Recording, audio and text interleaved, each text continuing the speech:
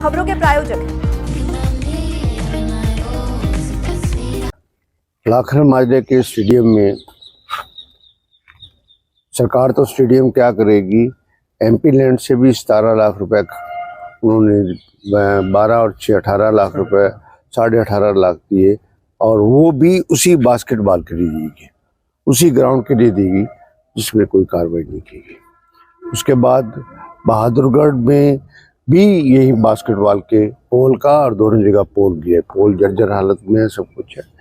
ये बहुत शर्म की बात है। सरकार को इस पर चिंतन करना चाहिए, और सरकार को कोई भी शब्द सरकार ने खेद प्रकट करने के लिए नहीं किया इस बात के लिए। यहाँ पर आके कह के गृह मंत्री जी के भी युवा हमारे हाथों से चला गया, एक और चला गया, तो नेग्लिजेंस किसकी है, गलती किसकी है, जिम्मेवार कौन है, इस बात की इंक्वायरी होनी चाहिए।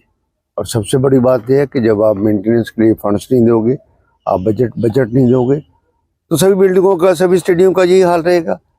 471 स्टेडियम राजीव गांधी जी के नाम से सारे स्टेट के अंदर बने थे।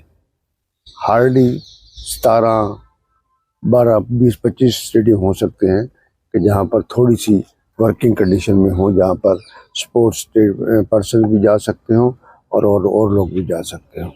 बाकियों में भी वही हाल है।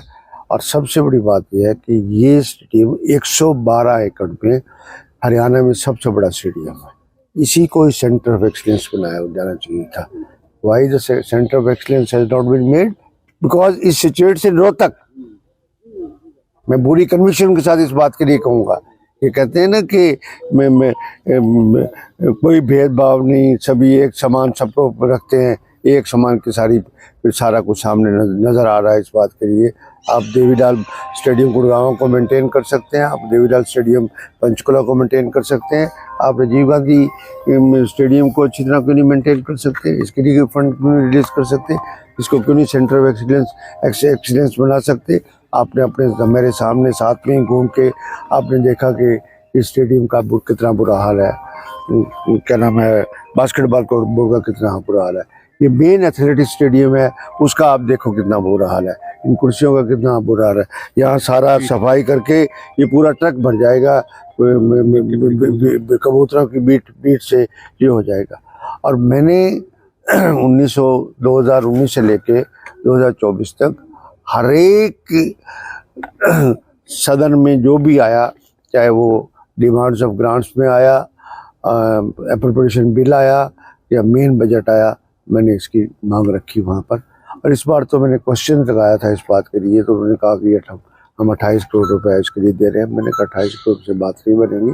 चलो कहा कि सिर्फ 2 करोड़ रुपए थोड़ी बड़ी मेंटेनेंस के लिए दे रही हैं, ना वो 2 करोड़ रुपए खर्च हुआ, ना ही 28 करोड़ रुपए खर्च हुआ। और मैं तो इन बच्चों को श्रद्धांजलि देता हूँ, उनके माता पिता की वेदना को हम इमेजिन कर सकते हैं सिर्फ इस बात के लिए। एक पिता ने ये कहा कि 5 लाख का मेरा बेटा चला गया, मैं 5 लाख का क्या करूँगा।